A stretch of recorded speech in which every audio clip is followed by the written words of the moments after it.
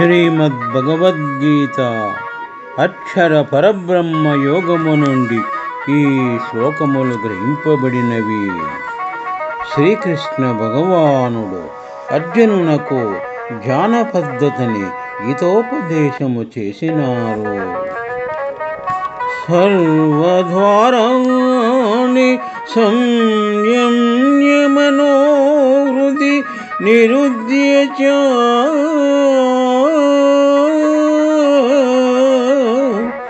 మూర్ధన్యాధాయాత్మనః ప్రాణమాస్థితో యోగధారణం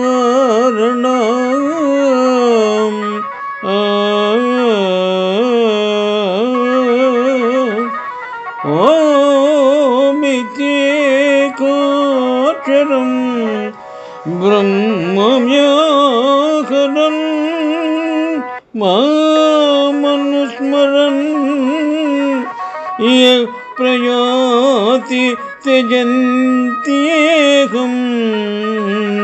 స యాతి పరమాం గతిం.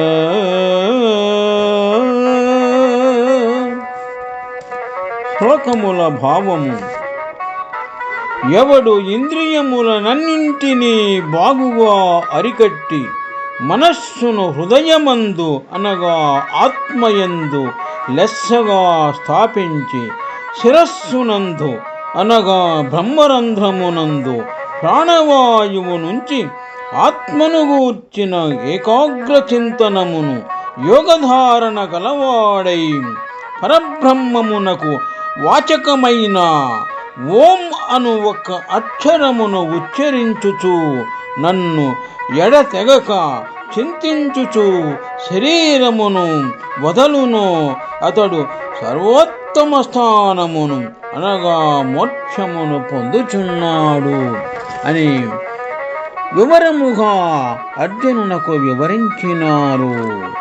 ఈ విధముగా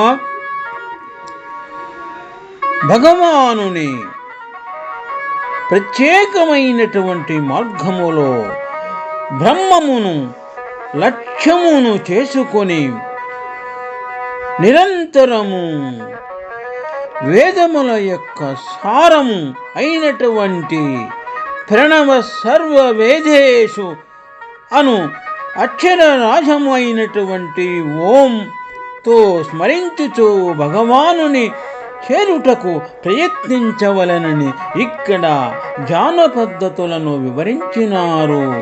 శుభం. సర్వద్వారాణి సంయమ్య మనోహృది నిరుద్య చ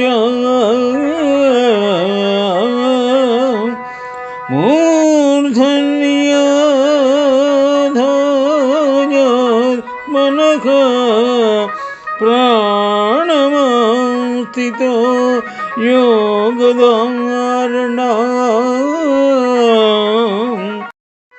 ఓమిత్యేకాక్షరం బ్రహ్మవ్యాకరణం మామనుస్మరన్